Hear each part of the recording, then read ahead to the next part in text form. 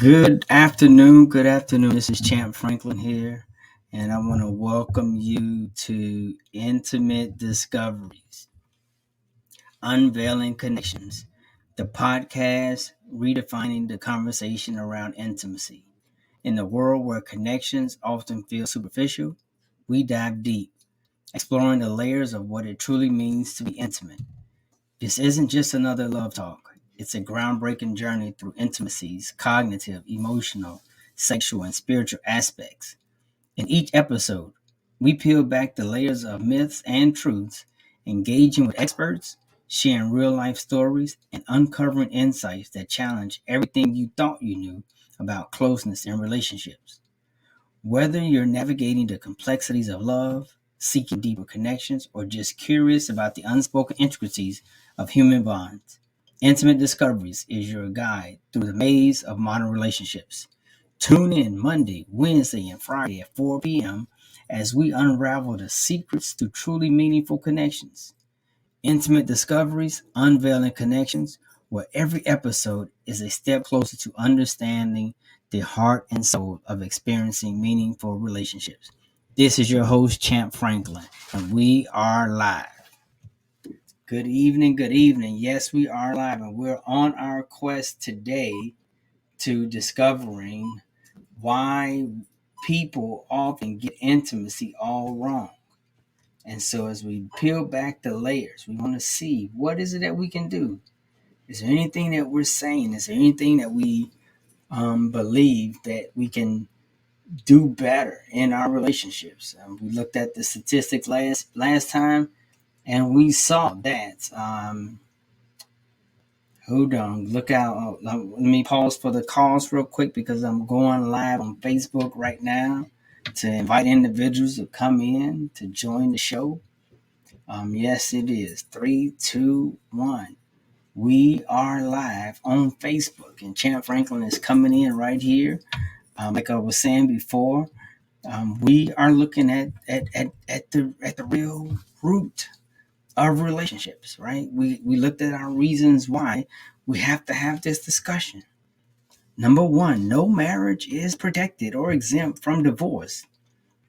Intimacy fosters communication and healthy relationships, right?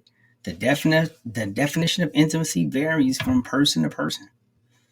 We can assist in making sure that we bridge that gap, right? And individuals are missing opportunities to collect unique moments with their partners, family, friends. It's really important that we begin to have these conversations and being able to peel back the onion as to how is it that we are missing out on these unique moments. Like I say, I welcome individuals to come in and share their perspectives. Share their perspectives again. What are some of the roadblocks? What are some of the barriers to intimacy? We talked about this again on our broadcast. There are really we looked at there are multiple barriers, but we looked at three in particular, right? The first one we looked at is lack of vulnerability. When we are afraid to open up and show our true selves, we hinder the growth of genuine connections. Vulnerability is the birthplace of intimacy. So when we hide our fears, dreams, imperfections, we inadvertently create walls around ourselves. And so it's difficult for a man, a woman, a person, a being to be able to make an intimate connection with their partner, with that individual because of the lack of vulnerability on both sides. And so as before we move forward, we want to make sure that we all have the same definition, right? We want to have the same definition, and we looked at intimacy as we defined it, right? We define intimacy as a level of commitment, positive, affective, cognitive, and physical closeness that one experiences with a partner in a reciprocal relationship. And those of you who don't know what cognitive is just sharing thoughts. Cognitive is a thought. So being able to share a thought with a person in a reciprocal relationship is important. And again, as that person experience this interaction with you, it should be a positive experience. And why should it be positive? Because people enjoy positive experiences. And why be in a relationship if the interactions are not positive? Why would you be in a relationship that does not produce or able to generate and reinvent themselves in a positive way, that is able to grow deeper and deeper, right? That the connections are unique and authentic. How do we do that? How do we create those spaces, right? Because it's a level of commitment. And if you are at a low level of commitment, then the relationship should not be advancing to sexual intimacy, right? Because there are levels. There are levels, right? The lowest level that we discovered is cognitive intimacy, which is just exchanging thoughts and feelings one to another in the form of just sharing thoughts. Just being able to share your thought with your partner in a reciprocal fashion is important, right? And you should be able to do that in a reciprocal relationship, right? So how do we do that? How do we get to that point? And again, the way to that is through vulnerability. Now they say the next level of intimacy is emotional intimacy. Now that you have successfully established a positive, effective relationship, reciprocal relationship, the intimate interactions can now advance or can now evolve into an emotional, intimate relationship. And so, what does an emotional, intimate relationship look like? It looks like exchanging feelings with another person, which is deeply rooted in the value of self disclosure. And so, when we look at exchanging feelings, I think this is where the true disconnect or the challenges in relationship often reside. It's in this emotional space. And why do we think that it would reside in those spaces where the challenges are? Simply because we are not keen or aware of the various emotions that are available to us. A lot of us haven't been given permission to feel, right? And it's challenging that we can't have those experiences with one another. And so we have different tools that we offer our clients, and one of the most profound one is the feelings wheel, because that gives individuals an opportunity to be able to um, expand their emotional vocabulary. And it's important that we have that ability to expand our emotional vocabularies so that when we have these connections that require us to be a little bit more advanced in our relationship, in our intimate experiences, we have the tools on our tool belt to make those connections. And it's really important that we're able to do that we have the versatility um, in our emotional tool belt, in our emotional vocabulary, being able to expound on different emotions, different feelings, right? And how do we do that? How do we start? Where do we do that? And it's important. So we looked at, the very first level is being vulnerable, being able to have that vulnerable connection, being able to share with your partner, right? Then the next level is having that emotional, intimate experience. And so when we look at those areas, what do you think is the birthplace of where intimate exchanges happen? You're right, through vulnerability. And if we aren't able to be vulnerable to our partners, or with our partners, or with our friends, there are disconnects in that intimate relationship. So we got to, again, look at it, because each of us are seeking love. Each of us are seeking a sense of loving and belonging. As we look at Maslow's hierarchy of needs, we find that individuals need,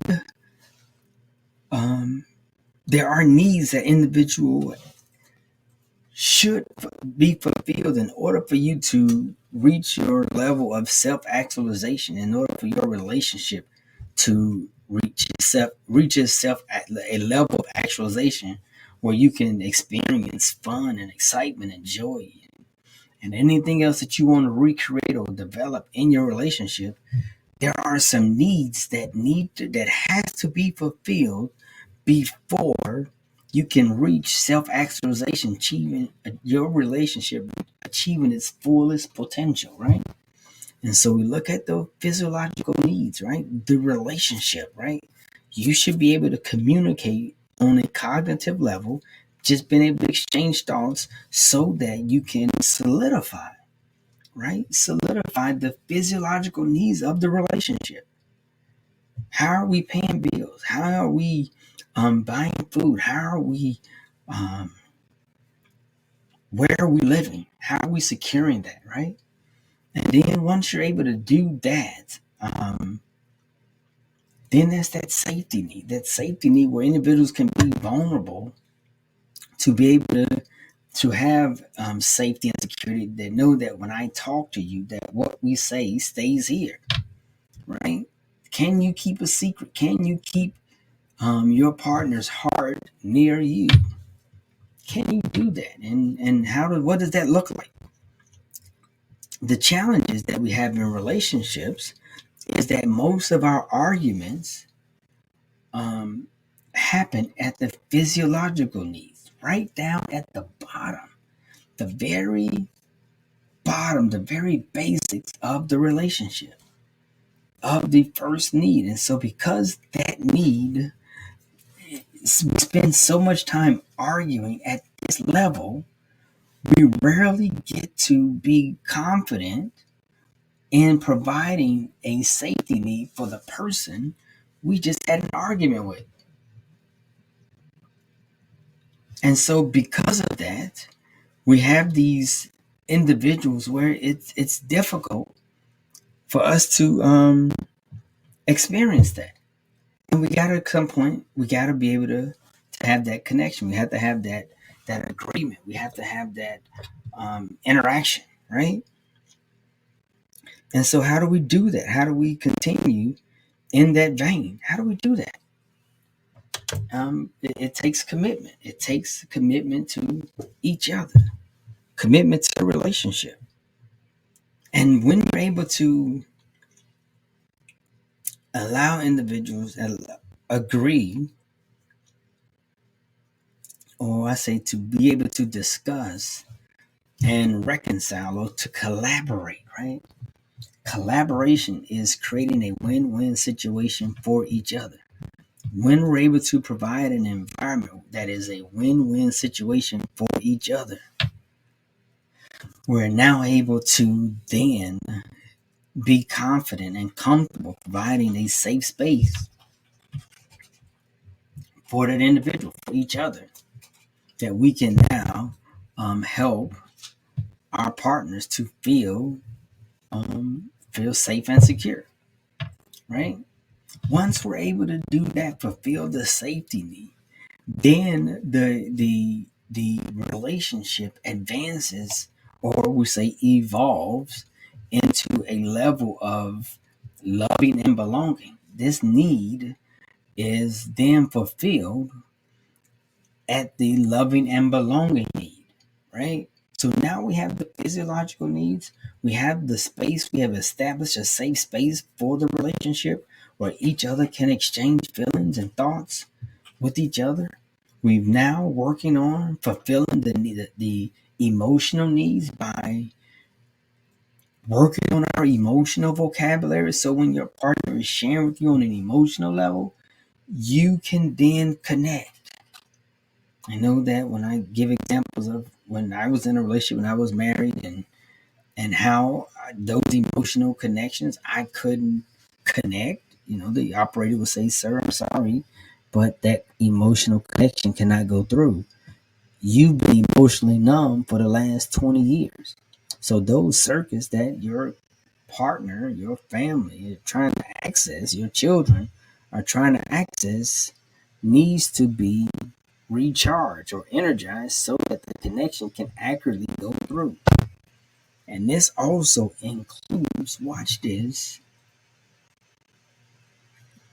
filing the um the misassigned emotions, right? So what I mean by that. So you've had an experience where you were feeling inadequate, but because you did not properly assign that experience as you feeling inadequate, it's now placed in the mad files or sad files, right? But this particular incident, this particular activity, this particular situation should have been filed in the inadequate section of your emotions. And therefore, when your partner comes to you, right, and they're expressing to you a level of inadequacy, you can then go to that file, reference that moment, and then you experience a level of closeness that is out of this world. Now that you have practiced, that you have been consistent, that you have displayed this ability to commit, to have a commitment, to reach, to establishing the physiological needs, that you've experienced the commitment to your partner's safety needs, and your partner's doing it in a reciprocal fashion, then you've shown the commitment to helping your partner feel a sense of loving and belonging. What happens the next level, right, is you begin to feel good about your relationship. You begin to feel good about your marriage. You begin to feel good about your interactions with your partner, right? And then when we go to self-actualization, right, we begin to the relationship begin to achieve its fullest potential, and then we can go to, which includes what it says, creative activities, where we can go to the mall, where we can go to where we want to go. We can go to a theater. We can go to a play, a concert. We can go pickle pickle plucking, pickle plucking on Pilsner in a public place provided with the P. And that's what I'm saying. So because we spend time down at the lowest level, we can't even laugh at the fact that this person just tried to bring up a unique moment, pickle plucking Pilsner privately in a place, pumping, right? Now, you know what I'm saying? Now we done got to a place, now we're doing some other P doing it, right? And you've created this moment. But because, again, going back down to ensuring that these physiological needs are met, and all of the levels of the relationship have been met, we can now laugh, have fun about this new moment that we've created. And so, as we now look at Maslow's hierarchy of needs and the needs for the relationship. I'm gonna align those with our um, intimacy levels, right? Because intimacy is a level of commitment. So cognitive intimacy, again, which is exchanging thoughts, that allows you to create a cognitive intimacy, exchanging thoughts within one another, right? The relationship is now at the cognitive intimacy level, which is the lowest level, right? Now that you've shown that commitment to that experiencing that cognitive intimate exchange with your partner, you then advance, right? You then evolve to the feeling of loving and belonging on Maslow's hierarchy of needs, and begin to develop an emotional intimate connection. And that happens because we've had a safe space, we've exchanged thoughts one with another in a reciprocal fashion, and we've also created a sense of loving and belonging through that emotional intimate exchange. Guess what happened as you evolve, as the relationship evolves? You begin to feel good about your partner when you see him, you're having a great time. And then guess what happens? The commitment in that relationship in a reciprocal fashion evolves up to the sexual intimate relationship, right? So as you can see, that sexual intimacy is at the top of the Maslow's hierarchy. And so, in a relationship, one of the reasons why marriages, um, often that 1 out of 4 couples are in a sexless marriage, the reason that that happens is because there is no safety need that is fulfilled. There is no level of belonging, of loving and belonging established in a relationship, and each other does not feel good about one another. And therefore, the sexual intimate that they desire has gone unfulfilled for far too long. And as a result, because everyone has their own number in their mind, what's your number? Like there's a saying, everyone has a price. Everyone has a number. You can only, again, they say the person can only, they only have 7 no's, right? That's why when you ask your mom say no, ask again, no, no, no. And at the 7th time you ask your mom, can you go to the mall? The answer more likely will be yes. Go ahead, boy. Leave me alone. Because individuals have a limited number of no's. Therefore, right, we want to make sure that we have fulfilling relationships. So, as we wrap up in this discussion, we want to make sure as we look into Maslow's hierarchy of needs that we are providing that safe space where we can have the conversation at a cognitive exchanging thought level where we can work together and collaborate on meeting our physiological needs in the relationship, not just individual selves, because each individual is able to fulfill those needs by themselves, right? But the relationship, how does the relationship physiological needs get met? Do those things in that fashion. And as we begin to provide the safety needs, feeling of love and belonging, and esteem needs, we continue to have fulfilling relationships. Watch this in a reciprocal fashion, right? This is your host, Chad Franklin, and we are going through the ways in which intimate relationships evolve. And this has been a phenomenal experience, and we continue to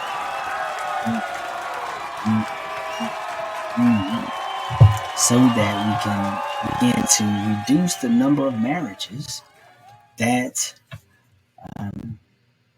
that end in divorce on an annual basis.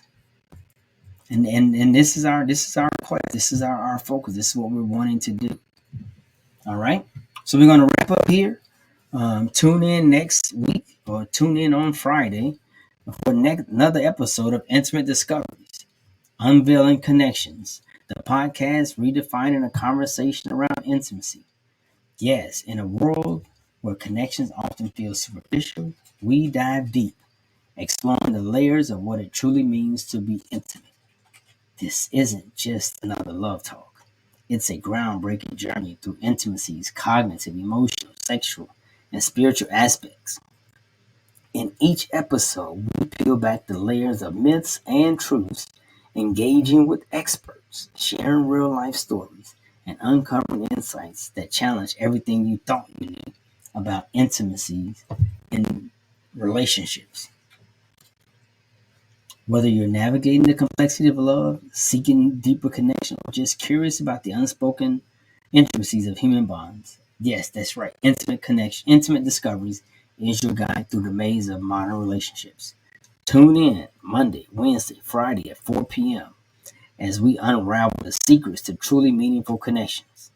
Intimate discoveries, unveiling connections, where every episode is a step closer to understanding the heart and soul of experiencing meaningful relationships.